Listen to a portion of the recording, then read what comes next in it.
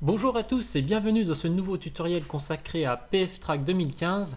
Nous allons dans ce tuto voir comment traquer cette vidéo. Je vous la montre tout de suite.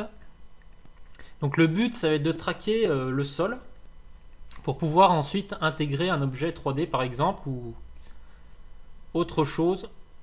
Donc voici le plan. Donc il est filmé caméra au point, donc il n'est pas du tout stabilisé. Et comme on peut le voir, ça donne quelque chose de très saccadé à certains moments. Mais on va voir donc, grâce à PFTrack, on peut faire un très très bon tracking. Et bien, c'est parti. Donc on va commencer sous PFTrack. On peut croire que là, comme ça, au premier abord, l'interface est assez difficilement compréhensible.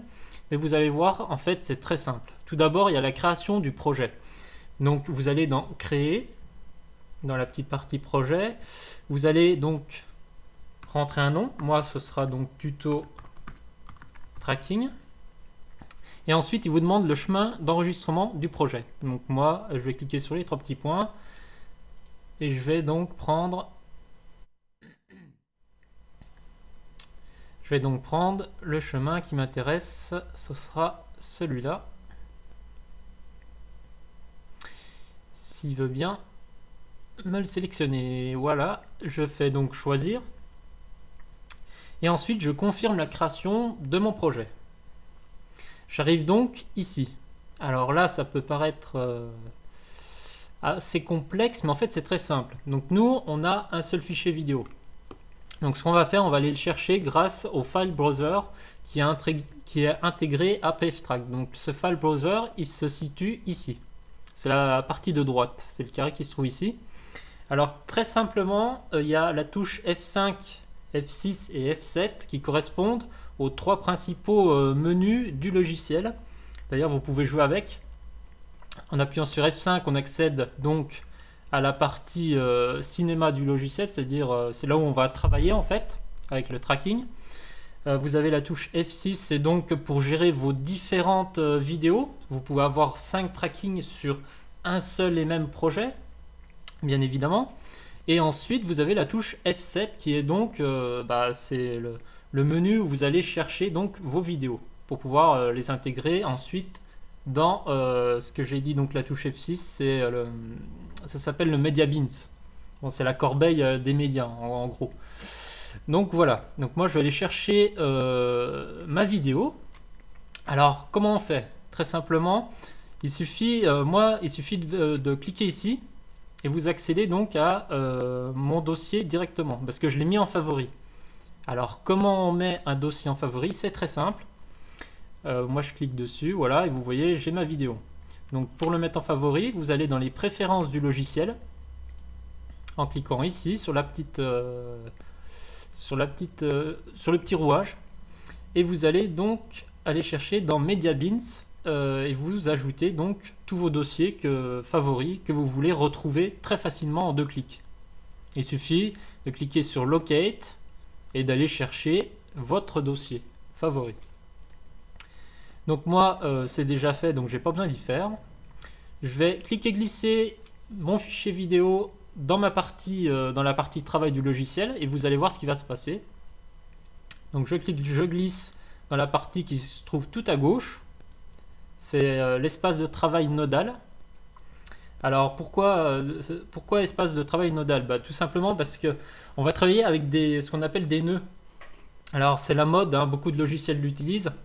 En fait, on peut rajouter et imbriquer tout plein de fonctionnalités sans tout recommencer depuis le début, quoi, en gros. Pour faire simple, hein. Donc là, je me retrouve avec ma vidéo et donc à droite, vous avez donc la prévisualisation de la vidéo. Alors vous pouvez jouer avec la souris, donc il suffit de cliquer sur votre molette et normalement par défaut vous pouvez zoomer comme ça et revenir en arrière donc. Et avec le clic droit, vous pouvez vous déplacer par exemple quand vous avez zoomé, vous pouvez vous déplacer avec le clic droit très facilement. Et en un clic, si vous voulez par exemple revenir comme vous étiez au tout début, il suffit donc de cliquer sur ce petit bouton là. Enfin, vous avez 3 boutons pour recadrer votre vidéo en fonction de ce que vous voulez. Donc par exemple ici ça va recadrer, si je clique ici ça va recadrer en fonction de la largeur de la vidéo. Et si je recadre ici, ça va recadrer en fonction de la hauteur. Donc moi j'utilise que celui-là, parce que tout de suite j'ai une vue de ma vidéo d'ensemble.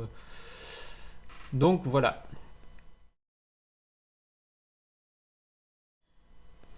Alors ensuite, là qu'est-ce qu'on voit? Tout d'abord, sans rien faire, on accède aux paramètres de notre vidéo. Donc on voit qu'elle a été tournée en 25 fps, qu'il y a 563 images et qu'elle débute à l'image numéro 1. Et ensuite, ça ne nous concerne pas. Le désentrelacement, ici, il n'y en a pas. Et par défaut, il a choisi donc en HD 1080p. Donc c'est parfait. Moi, j'ai filmé en Full HD. Donc on n'a rien à toucher. Il a tout fait tout seul. Donc déjà, gain de temps considérable. Donc ensuite, ce qu'on va faire, on va enclencher le tracking. On va passer à la partie tracking maintenant. On va faire un clic droit sur notre vidéo.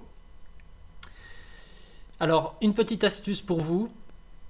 Moi, j'ai classé par ordre alphabétique toutes les fonctionnalités du logiciel. Donc, comment vous pouvez faire ça? C'est très simple. Encore une fois, dans les préférences, on va cliquer dans les préférences et ça doit être dans Général. Vous avez juste à cocher ici Order Node par ordre alphabétique. Donc, vous triez par ordre alphabétique vos fonctionnalités.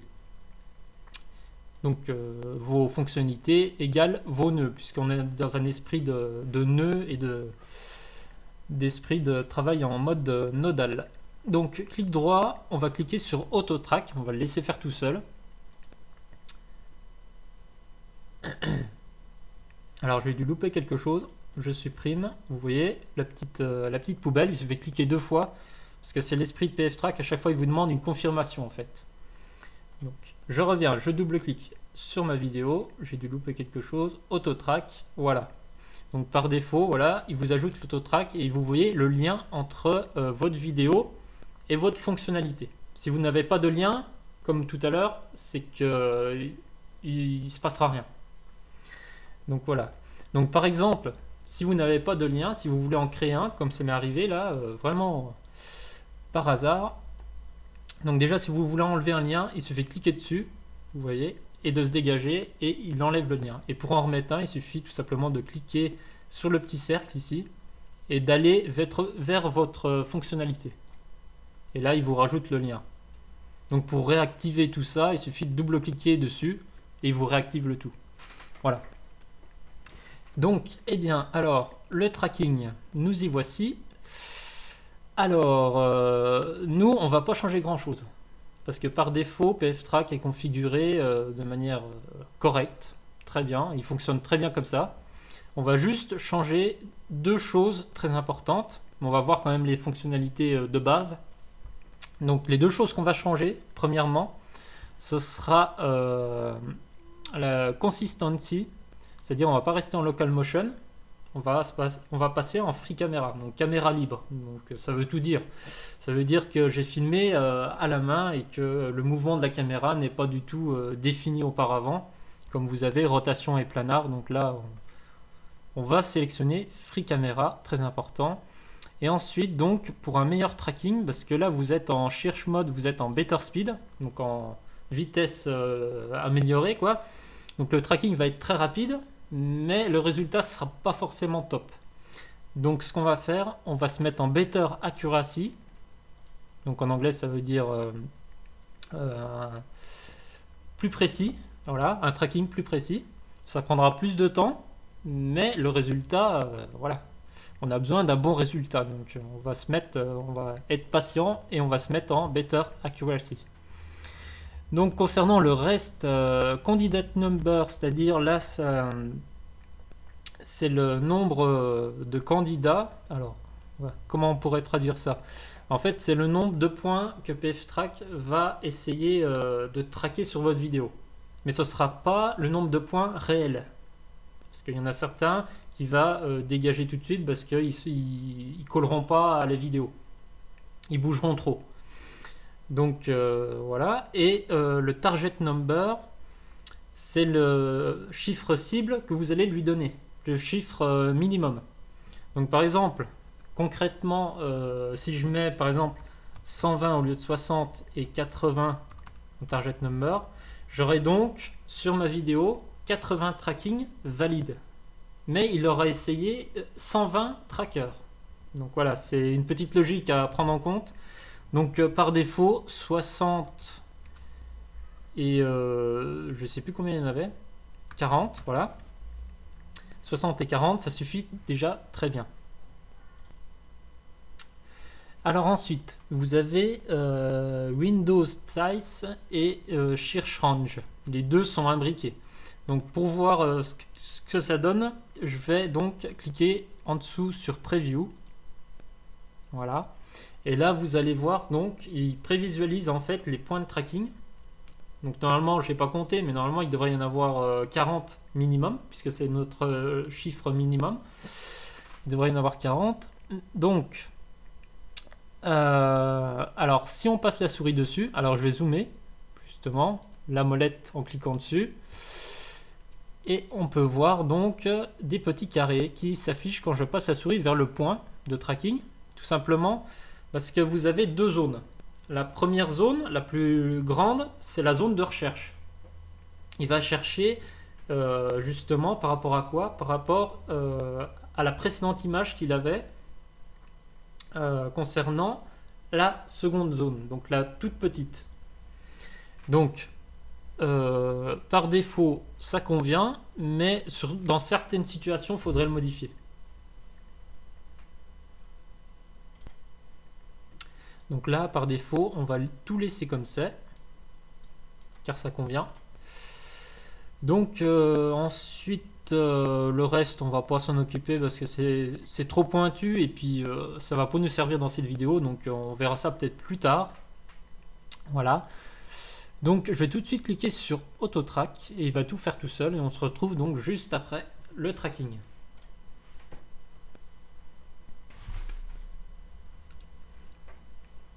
Bien, maintenant qu'il est terminé, donc vous pouvez remarquer une petite chose, on va en discuter là, c'est concernant le cache. Alors chacun va gérer ça différemment suivant son PC, mais le cache, donc on voit ici qu'il a mis en cache tout ce qui est en vert en fait. Sur la timeline que vous avez ici, vous pouvez vous déplacer et tout ce qui est en vert a été mis en cache. Donc c'est très pratique pour voir le résultat final très rapidement. Mais le souci, c'est que si je vais plus loin dans la vidéo, eh ben, ça lag un peu. Quoique si vous avez un PC assez performant, ça lag pas trop. Une simple lecture, des fois, ça remet en cache le bout de la vidéo que vous avez lu. Donc pour gérer le cache, je vais vous montrer comment faire. Il suffit d'aller dans les préférences. Et vous tombez direct dessus en fait, sur le cache. Donc moi je l'ai défini à 2 Go, mais vous pouvez, si vous avez de l'espace de libre, vous pouvez mettre 10 Go, 20 Go, peu importe, ou 500 mégas si vous voulez. Il suffit de taper 500 MB avec un espace MB et d'appliquer et il vous met tout ça, il vous change tout ça. Alors si vous voulez le nettoyer aussi, c'est possible, vous avez le bouton donc Clear Cache pour nettoyer le cache. Par exemple, je peux le faire. Appliquer, ok. Et vous voyez, tout ce qui était en vert a disparu. Tout le cache a disparu. Alors, si par exemple vous voulez mettre en cache tout le clip, admettons, moi je vais aller dans la préférence, je vais augmenter le cache, je vais le mettre à 6 Go. Voilà, je vais faire ok. Et si vous voulez le mettre en cache directement, il y a un bouton qui permet de faire ça, c'est le C qui se trouve ici. Donc il met en cache tout le clip. Donc, encore faut-il que moi j'ai mis 6 Go, 6 Go ça devrait passer. Là j'étais à 2 Go, il me prenait jusqu'à la frame, je sais plus, 250. Donc, gérez votre cache comme vous avez envie, suivant votre projet, suivant votre PC, etc. Mais voilà comment il fonctionne. Donc là je vais annuler parce que ça va pas trop me servir. Mais voilà le fonctionnement du cache pour PFTrack. Alors maintenant, qu'est-ce qui va se passer avec notre tracking? Eh bien tout d'abord, on va corriger et on va effacer les trackers où il y a des erreurs, de grosses erreurs. Donc on va aller dans le menu Error. Voilà, on va cliquer sur Feed View pour voir d'un peu plus près. et on va reculer avec le clic de la souris majuscule. Donc vous voyez que les erreurs sont quand même ont l'air assez raisonnables. Parce que généralement quand on est à 0,2, en dessous de 0,2, on va dire que le tracking est bon. Mais on peut voir qu'il y a quand même de gros soucis. Visuellement, on voit qu'il y a de gros soucis. On voit des trackers qui se déplacent. Et ça, c'est pas bon du tout. Donc ce qu'on va faire, on va revenir là où on était. On va aller donc... On va se positionner sur Marquee. Ce qui nous permet de sélectionner nos trackers. Donc c'est les petits points. Et on va venir se rapprocher comme ceci. Un petit peu. Donc par exemple, là je vois que ceci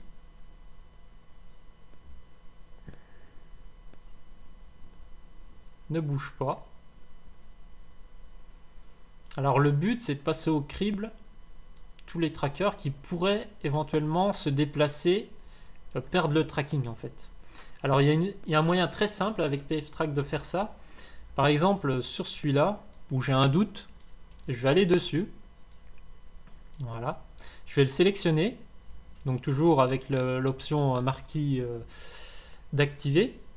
Et je vais cliquer sur Center View. Voilà. Et il va me centrer en fait mon tracker au centre de ma vue. Et quand je vais déplacer la timeline, vous allez voir ce qui se passe. Et bien le tracker reste au centre. C'est l'image qui bouge, mais pas le tracker. Ce qui fait que vous avez une vue sur votre point de tracking et vous voyez s'il se déplace ou pas, en fait. Et on le voit très facilement ici. Et bien qu'en fait, il ne bouge pas. C'est juste le mouvement de caméra qui est assez violent, comme c'est filmé à caméra au point. J'avais le 550D, donc j'ai filmé avec un 550D caméra au point. Donc on peut voir que c'est assez violent, mais non, il décroche pas. Hein. Donc PFTrack est quand même très très bon au niveau du tracking. Il n'y a pas grand chose à dire là. On aurait limite rien à retoucher, je pense. D'ailleurs, je pense qu'on va rien toucher, en fait. Donc, je reviens sur ma vue. Je fais un petit tour rapide du clip. Donc là, on voit qu'il y a un souci. Là, il y a un gros souci. Donc, je vais le supprimer. Alors, pour supprimer, soit vous cliquez sur Delete ici, donc soit la touche Sup 2 fois, puisqu'il demande une première fois, il demande confirmation une deuxième fois. Est-ce que je veux supprimer? Donc, vous voyez, il me propose même les raccourcis clavier. Keyboard Shortcut, donc Del, supprimer. Je supprime une deuxième fois, donc c'est bon. Alors ensuite, je fais un petit tour assez rapide. Parce que là, de toute façon, là-dessus, le but c'est qu'on traque le sol. Donc, voilà, on voit qu'il y a un souci ici. Supprimer. Voilà, donc vous regardez là où ça peut éventuellement foirer. Là où il peut y avoir le plus de soucis en fait sur un tracking, c'est quand vous avez par exemple des poteaux, comme ici, mais là ils sont pas trop gênants. Mais quand vous avez donc un poteau et que le tracker arrive vers le poteau, vous avez deux possibilités. Soit PFTrack le supprime et il réapparaît peut-être après, soit vous n'avez pas de chance et il va suivre le poteau et il va le longer en fait. Donc c'est à vous de voir, de repérer ce genre de choses pour avoir un bon tracking au final. Donc ouvrez l'œil et normalement ça devrait bien se passer. Donc là sur ce genre de plan, là le poteau vous voyez à surveiller, des fois qu'il passe derrière, mais non. Donc non, il n'y a pas de souci. Et généralement quand vous avez des trackers sur le ciel, supprimez-les. Vous ne traquez pas le ciel, donc à moins que vous ayez un beau nuage, mais bon, non, j'ai jamais vu qu'on traquait le ciel.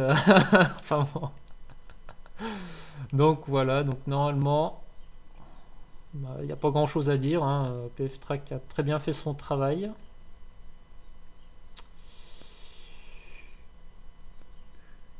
Ah, il y a une petite erreur ici, mais bon, c'est minime. Donc là, normalement, j'ai quelque chose de potable.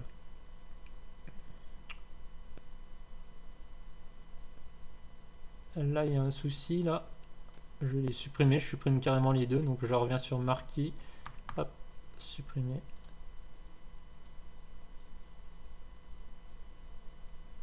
Voilà, alors il y a peut-être des erreurs. Il y en a encore une ici.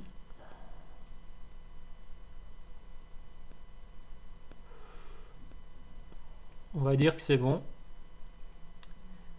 Donc la prochaine étape, qu'est-ce que ça va être? Ça va être la résolution de la caméra. En fait, il va calculer la position de la caméra en 3D avec tous les points, tous les trackers, etc.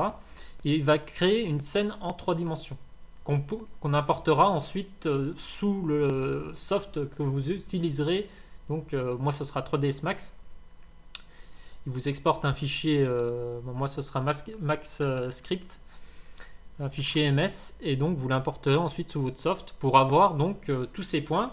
Mais au-delà des points, ce qui est intéressant surtout, c'est la géométrie que vous avez placée dans votre scène et la caméra. Donc, alors pour la résolution de la caméra, on va faire un clic droit sur Auto Track puisqu'on suit le nœud. On va pas retourner sur la vidéo. Donc ensuite, on va sur Camera Solver. Voilà. Et on va tout laisser par défaut. Il va très bien faire son travail. Et on va faire tout résoudre. Et on va le laisser travailler. C'est plutôt rapide. C'est même très rapide. Donc là, il a résolu la caméra. Donc si je me déplace, on voit déjà une grille en 3D qui est venue se positionner. Et on voit des points verts, des points jaunes et rouges. Un petit peu. Donc vous vous en doutez, les points rouges, c'est là où il y a des erreurs, ou des erreurs minimes. Et là où c'est vert, c'est que le tracking est nickel. Alors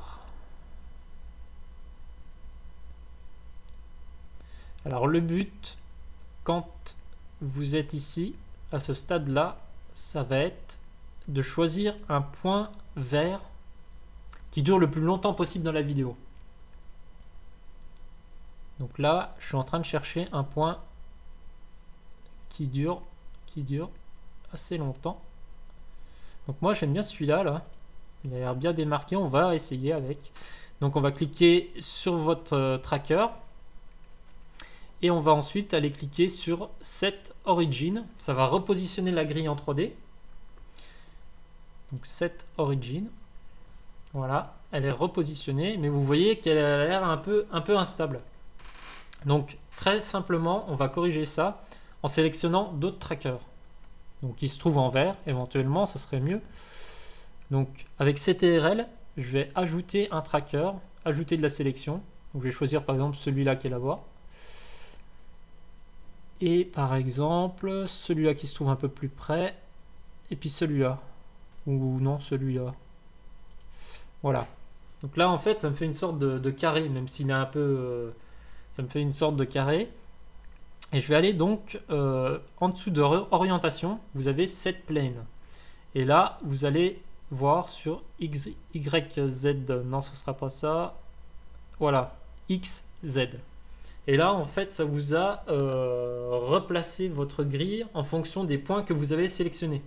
Donc c'est génial, en 2 clics c'est fait. Vous avez votre scène, votre plan qui est fixé au sol. Alors, pour être sûr qu'il est fixé au sol, on va recliquer sur notre point vert de tout à l'heure. Voilà, je vais tout désélectionner là, et je vais retourner dessus, recliquer dessus, et je vais faire encore Set Origin une seconde fois. Voilà. Et là, le plan est vraiment... parce qu'il s'est décalé en fait. Quand il a fait une moyenne des 4 points, ça se peut qu'il ait bougé. Donc on va revenir dessus. On va revenir sur ce point vert. Car ça va être le centre de notre tracking en fait. Ça va être le centre... Donc là, si j'agrandis, voilà, et que je me déplace sur la timeline, je vois que mon sol suit parfaitement ma grille 3D. Donc là, c'est l'instant magique en fait. C'est là où on se dit on a fait du bon boulot. Voilà. Enfin, plutôt PFTrack a fait du très bon travail. Alors, quand vous avez votre scène comme ça, ce qu'on va faire, on va tester. On va tester avec des objets que PFTrack a par défaut. On va tester avec des objets 3D. On va faire un clic droit et on va faire Test Object. C'est une fonctionnalité qui est plutôt sympa. Ça permet de poser déjà des objets en 3D sur votre plan et voir si le tracking bouge ou pas. Donc normalement, ça ne devrait pas bouger. Donc vous avez la possibilité, vous pouvez jouer avec. Moi, j'utilise souvent le champignon. C'est le champignon que j'utilise très fréquemment. Donc vous avez plusieurs options ici. Vous avez donc l'interaction mode. Donc on va commencer par ça. On va cliquer sur Place at Selected Feature. Donc il vous propose de le placer sur un tracker. Donc moi je vais utiliser ça. Très pratique. Voilà, une fois que c'est sélectionné, il suffit juste de cliquer sur votre tracker. Donc sur un point vert, bien évidemment. Donc je vais cliquer sur celui-là par exemple. Je vais enlever la grille. Vous avez l'option Show Ground, donc pour enlever le sol. Voilà, la grille. Vous pouvez aussi enlever les trackers si vraiment vous voulez bien voir. Et vous pouvez encore mieux voir en cliquant ici. Ça assombrit la vidéo. Et ça permet de mieux voir, je trouve, eh bien, si ça bouge ou pas. Donc quand vous vous déplacez, vous voyez que l'objet en 3D est fixé au sol. Donc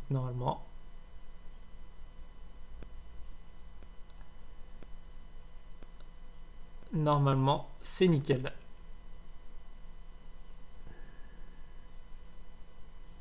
Ouais, c'est pas mal. C'est vraiment pas mal. Donc par exemple, je vais enlever ça. Donc par exemple, ici, le logiciel, il vous permet de gérer la taille de vos champignons. Si par exemple vous avez une grille qui est assez éloignée, vous pouvez augmenter la taille de vos champignons en double cliquant et en mettant par exemple 2. Ça va augmenter, ça va multiplier par 2 la taille de votre champignon.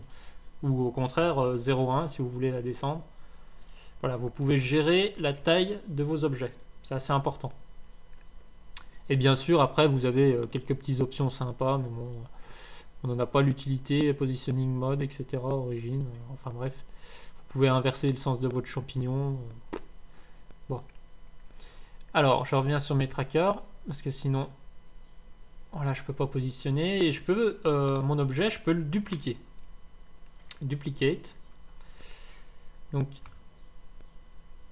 je vais sélectionner un autre endroit, par exemple celui-là. Voilà. Dupliquer encore, en remettre un ici.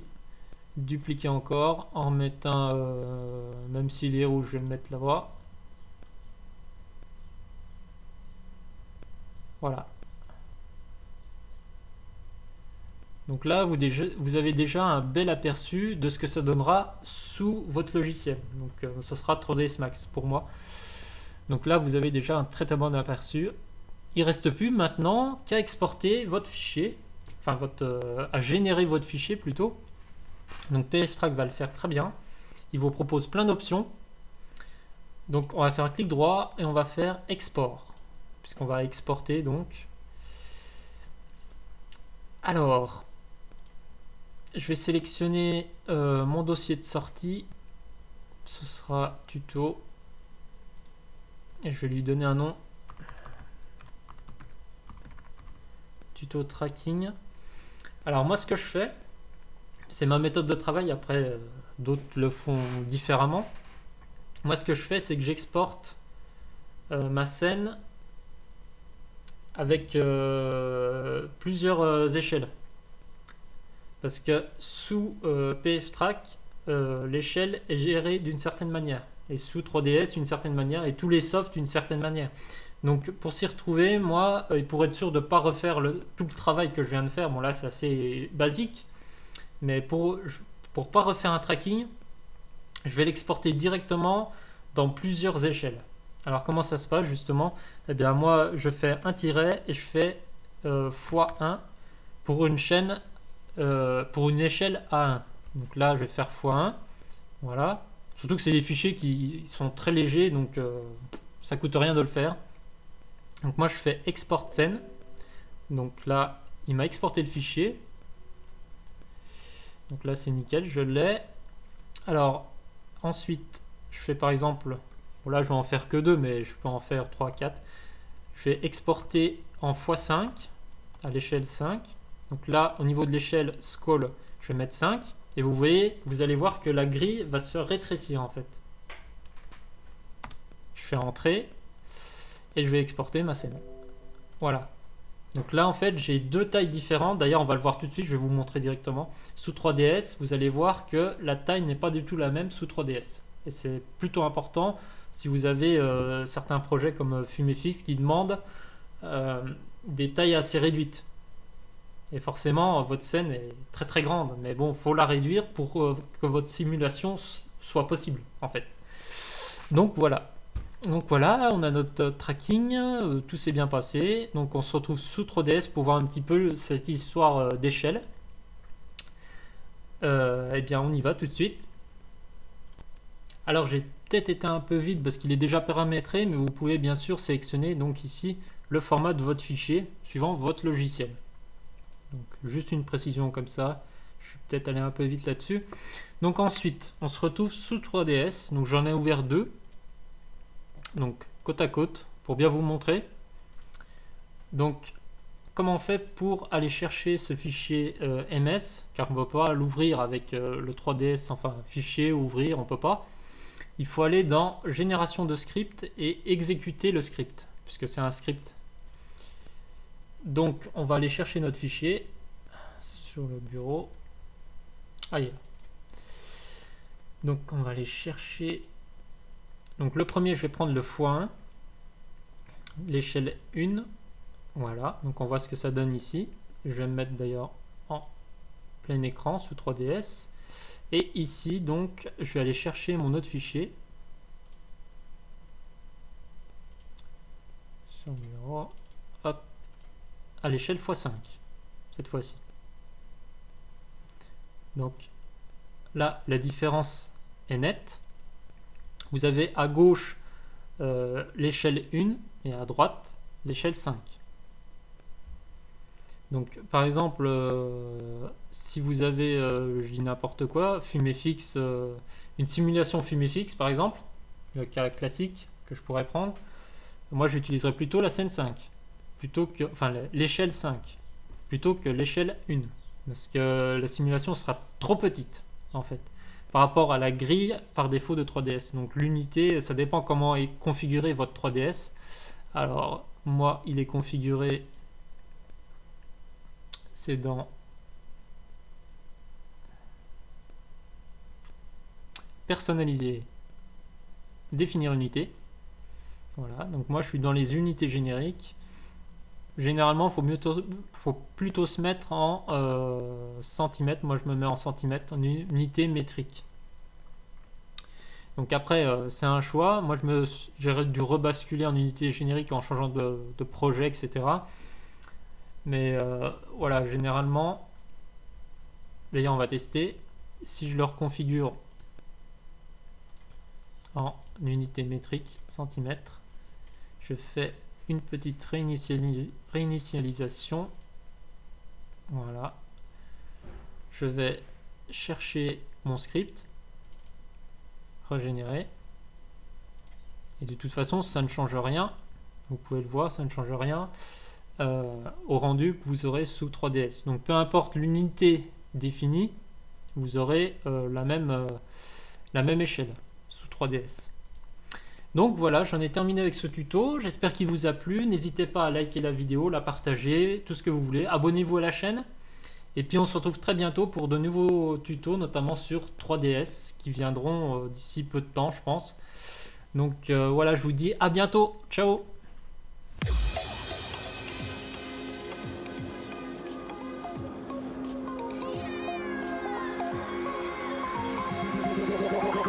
Like a Hellcat.